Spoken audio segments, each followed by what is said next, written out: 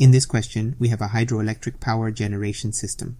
The depth of the reservoir is 70 meters. We have a turbine connected to a power generation unit and a generator, and the fluid flow rate through the turbine is 1500 kilograms per second. The shaft work output from the turbine is given as 800 kilovolts, and the electrical work output is 750 kilowatts. We are asked to calculate the efficiency of the turbine and the efficiency of the turbine generator system.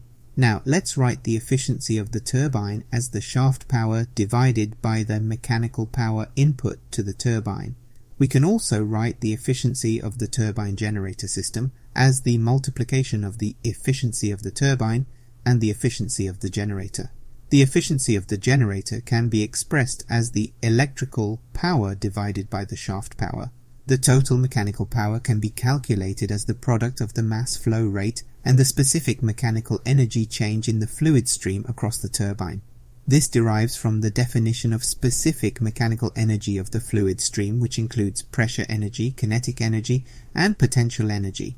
To solve a problem like this, which includes potential energy, we need to establish a baseline. Let's consider the height to the top of the reservoir as h. On top of the reservoir and after the turbine, we have atmospheric pressure. We are neglecting the pressure change in the air with elevation.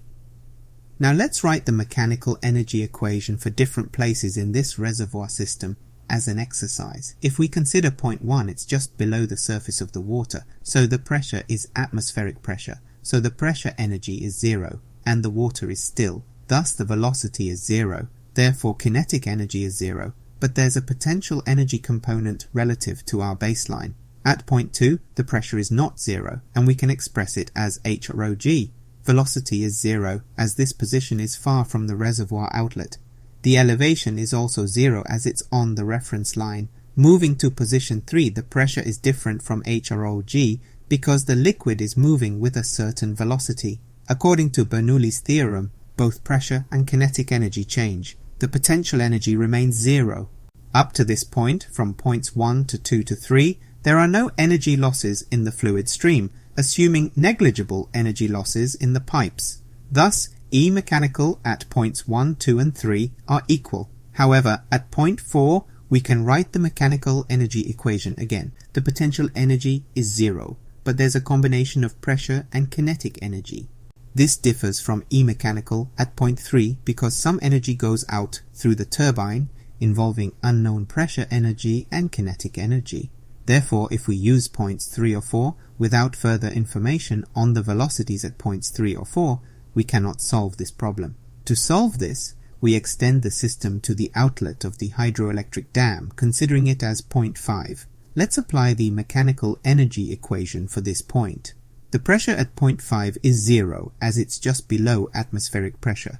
The kinetic energy at point 5 is 0 because the liquid isn't moving, and the potential energy is also 0. Therefore, the mechanical energy of the fluid at this point is 0. Now consider the fluid flow from state 1 to 5, assuming no energy losses. Energy losses in this case refer to energy losses due to turbulence, fluid friction, etc. Mechanical energy at point 1 is GH, while at point 5 it's 0. The energy change here is negative GH, representing the energy reduction of mechanical energy across the turbine. Since we assume no other energy losses in the pipes, this lost energy goes into the turbine. It can be expressed in terms of total power by multiplying the specific mechanical energy change by the mass flow rate. To obtain the answer in kilowatts, note that a kilowatt is equal to kilojoules per second. Using F equals ma, 1 Newton is equal to 1 kilogram meter per second squared. Applying these unit conversion ratios yields the answer in kilowatts.